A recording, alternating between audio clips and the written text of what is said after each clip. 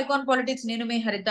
ఈ రోజు మన టాపిక్ ఏంటంటే మోహన్ బాబు గారి ఇంటి విషయం ఇప్పుడు రచ్చ రచ్చ అవుతుంది. ఎంత డిసిప్లిన్ గా ఉండే మోహన్ బాబు గారు మన కలెక్షన్ కింగ్ వారి ఇంటి వివాదం గురించి చర్చించాలంటే కొంచెం బాధగానే ఉంది. అయినా సరే తప్పట్లేదు. అయితే ఇంటి ఇంటి వివాదం ఇంతవరకు కొట్టుకునేదాకా వచ్చిందంటే సరే, మొన్న మధ్య విష్ణు మంచు మనోజ్ కొట్టుకున్నారంటే, వాళ్ళిద్దరు కొట్టుకున్నారంటే ఏదో అన్నదమ్ముల మధ్య గొడవలే అనుకోవచ్చు. కానీ నిన్న మొన్న మనం చూసినట్టయితే కనుక తండ్రి కొడుకుల మధ్య కూడా వివాదం చెలరేగింది. ఇద్దరు కొట్టుకొని ఆ మంచు మనోజ్ హాస్పిటల్లో అడ్మిట్ అయ్యే వరకు కూడా వివాదం వెళ్ళిందంటే అసలు దీనికి కారణం ఎవరు?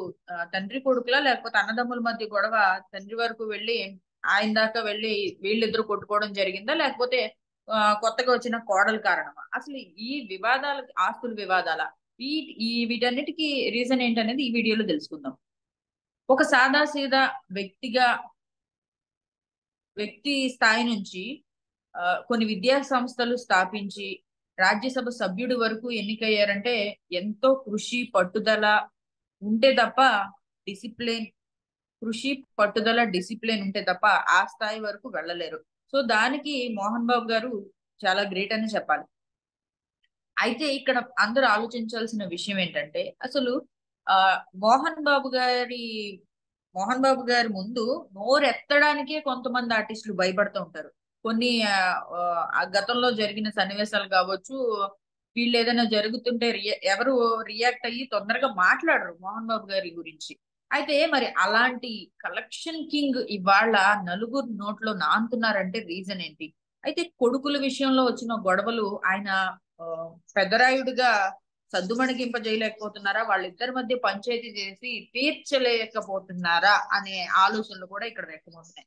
అయితే ఈ అంశంలో మోహన్ బాబు గారి గురించి ఫస్ట్ మనం మాట్లాడుకుంటే, మోహన్ బాబు గారిది కూడా చాలా తప్పులు కనిపిస్తున్నాయండి.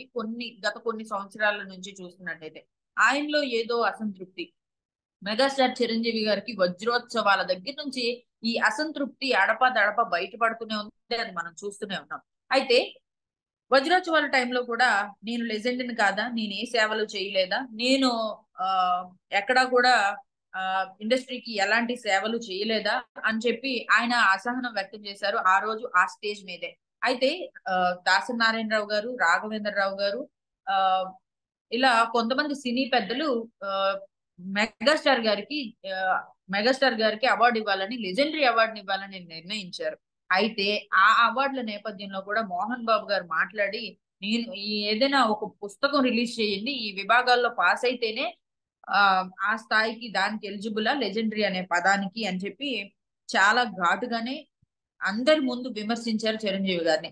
అయితే చిరంజీవి గారు ఈ విషయంలో హట్ అయ్యి ఏఎన్ఆర్ గారి హండ్రెడ్ హండ్రెడ్ ఇయర్స్ సెలబ్రేషన్స్ లో మళ్ళీ నాగార్జున గారు పిలిచి ఆ అవార్డుని తనకిస్తే రీసెంట్ గానే జరిగింది ఆ వేడుక కూడా. అయితే అప్పుడు ఆ అవార్డు ని స్వీకరించడం జరిగింది. అయితే ఆ వజ్రోత్సవాల టైంలో చిరంజీవి గారిని చాలా బాధ పెట్టారనే చెప్పొచ్చు మోహన్ బాబు గారు.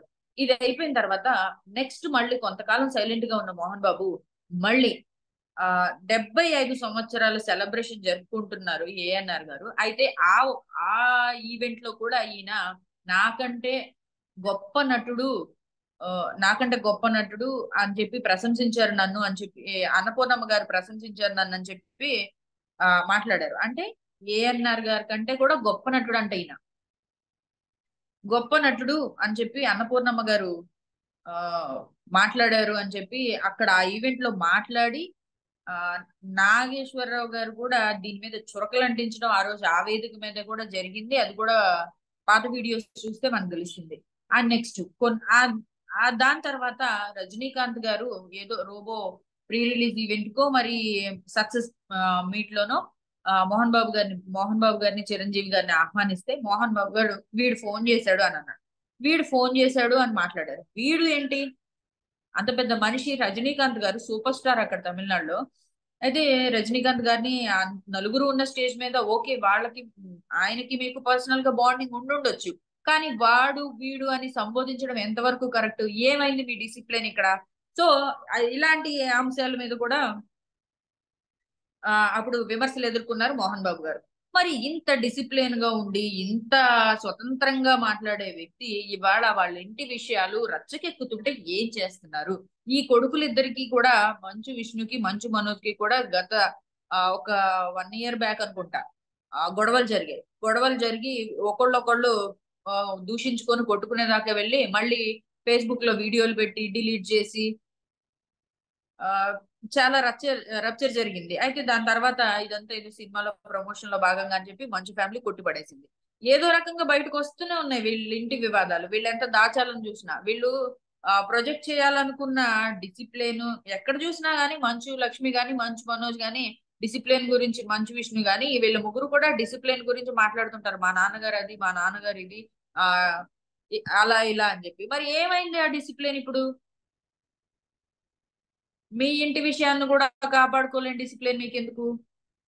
ఇక్కడ అన్ని వర్గాల నుంచి కూడా ఇదే క్వశ్చన్ రైజ్ అవుతుంది. మరి అయితే మరి నిన్న మంచు విష్ణు మనోజ్ ని కలుస్తారని చెప్పి ఈయన ఒక 40 మంది బౌన్సర్లని ఆయన ఇంటి చుట్టూ ఒక 30 మంది బౌన్సర్లని పెట్టుకున్నారు. మరి ఏం జరుగుతుంది అన్నది ఈ వివాదం ఇక్కడతో సద్దుమణుగుతుందా లేకపోతే ఇంకా కూడా కొనసాగి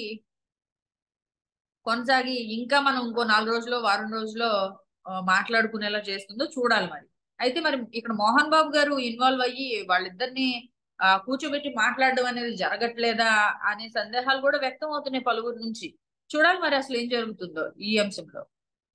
ఈ వీడియో కనుక మీకు నచ్చినట్టయితే లైక్ చేయండి, షేర్ చేయండి. మరిన్ని అప్డేట్స్ కోసం మా ఛానల్ ని సబ్స్క్రైబ్ చేయండి.